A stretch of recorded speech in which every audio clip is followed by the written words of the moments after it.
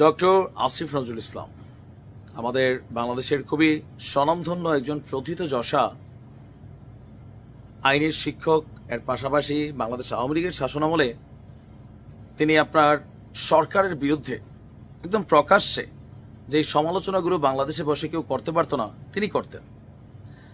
আল্লাহর কাছে একটা ফরিয়াদ করেছিলেন, আল্লাহ জীবনে যদি একবার তুমি এই মন্ত্রী বানাই দাও, বাংলাদেশকে বদলাই দিব। এখন তিনি নিজেই সরকার, আর সরকারে আসার পর থেকে গণমাধ্যমে খুব বেশি কথা বলেন না। তবে গতকালকে তিনি আপনার উপদেষ্টা আসিফের, ছাত্র উপদেষ্টা আসিফের একটা বইয়ের কি বলে যে মোড়ক উন্মোচনে তিনি গিয়েছিলেন। তো সেইখানে তিনি একটা বক্তব্য দিয়েছেন। তার এই বক্তব্যকে ঘিরে বিএনপির মধ্যে ব্যাপক সমালোচনা তৈরি হয়েছে। এতদিন যাবৎ সবাই মনে করত আসিফ নজরুল তিনি আসলে বিএনপি পন্থী, কারণ আওয়ামী লীগ সরকার আমলে যারাই আওয়ামী লীগের বিপরীতে কথা বলতো সবাই ভেবে নিত তিনি বিএনপির লোক। আমাকে নিজেকেও এরকম বহুত ধরনের ঝামেলা পোহাইতে হয়েছে, কারণ সমালোচনা করতাম। তো এটার কারণে নানান ধরনের ঝামেলা কিন্তু ব্যক্তি জীবন আমি পোহাইছি, কাছের লোক যারা জানেন। তো যাই হোক, এখন এই সরকারে বসার পরে আগামী দিনে রাষ্ট্র ক্ষমতায় কারা যাবে, জামাত মূল পটভূমি থেকে আউট হয়ে সেখানে ইন করেছে জাতীয় নাগরিক পার্টি।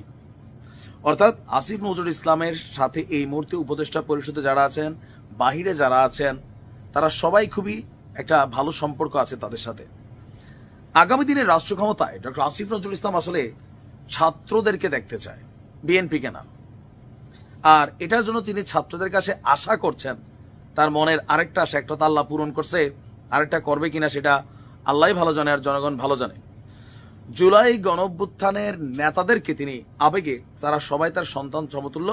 তো তিনি বলছেন বাবা, বাবা সম্বোধন করে তিনি বলছেন যে তোমরা অনেক বড় বড় দায়িত্ব পালন করেছ, কিন্তু আরো অনেক বড় দায়িত্ব পালন করার বাকি আছে।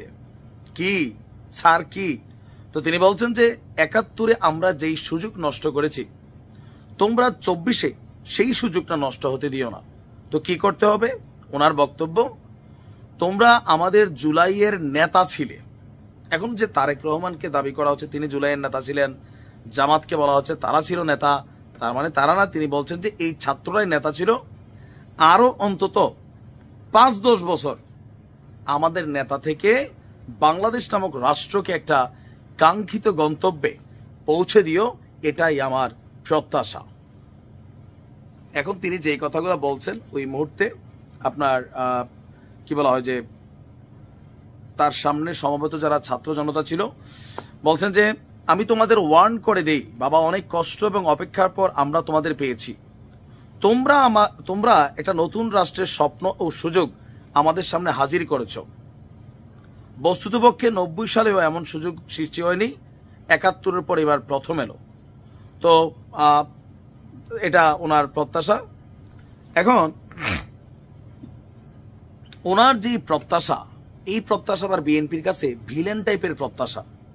যারে তারা তো ক্ষমতায় আছে, এমনকি ডক্টর ইউনূসের পর যাকে সবচেয়ে শক্তিশালী ধরা হয় তিনি হচ্ছেন doctor Asif Nazrul. Even Yunus sir যেই কথাগুলো বলেন সংস্কার, সেই সংস্কারের সাথে সুর মিলিয়ে তিনি গতকালকে এই কথাটা বলেছেন যে সবার অভূতপূর্ব আত্মদানের মধ্য দিয়ে যে প্রত্যাশা তৈরি হয়েছে সেটাকে এগিয়ে নিতে হবে। কাদের বলছেন? ছাত্রদের। তাহলেই জুলাইয়ের আত্মদান এবং সব স্তরের মানুষের সামষ্টিক প্রত্যাশা সার্থক হবে। রাষ্ট্র ব্যবস্থাকে সংস্কার করতে হবে। এখন বিএনপি তো মনে করছে যে ডক্টর ইউনূস সংস্কার খেলছেন। এটা অনেকের কাছে মনে হচ্ছে যে সংস্কারের মধ্যে যেটা হচ্ছে একটা রাজনৈতিক দল তৈরি হচ্ছে। বিএনপি এমনিতেই বলছে এই যে ছাত্রদের রাজনৈতিক দলটা, এটার পিছনের প্রধান পৃষ্ঠপোষক কয়েকজন ব্যক্তি, এর মধ্যে আসিফ নজরুল স্যারকেও কিন্তু সন্দেহ করেন তারা।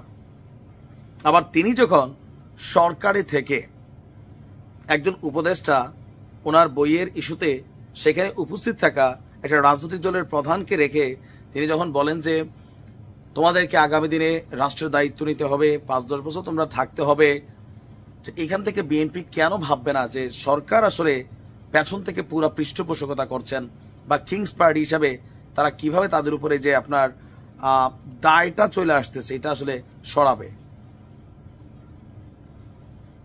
সবকিছু মিলিয়ে আবেগে বা মুখ ফসকে তিনি যে কথাটা বলছেন, এটা নিয়ে কিন্তু বিএনপি টুক কইরা ধইরা ফেলছে। ইভেন প্রতিনিয়ত বলছে যে এই ইউনূস সরকারের হাতে নিরপেক্ষ নির্বাচন কখনোই সম্ভব না। আপনি দেখছেন তারা বলছে যে অন্তর্বর্তী সরকার দিতে হবে, যেই নিরপেক্ষ একটা নির্বাচনের জন্য বাংলাদেশ অপেক্ষা করছিল। আমি রাতের ভোট আমরা দেখছি। তো সেই নিরপেক্ষ নির্বাচন করতে যাবে যে সরকার, সেই সরকারই যখন একটা রাজনৈতিক দলের নেতাকে সামনে রেখে বলে তোমরা আগামী দিনে দায়িত্ব নিতে হবে, আমরা সাথে আছি, স্বাভাবিকভাবে জনমনে প্রশ্ন, জামাতেরও তো ভাই এখন পুঙ্গি বাজানো শুরু করছে অনেকটা।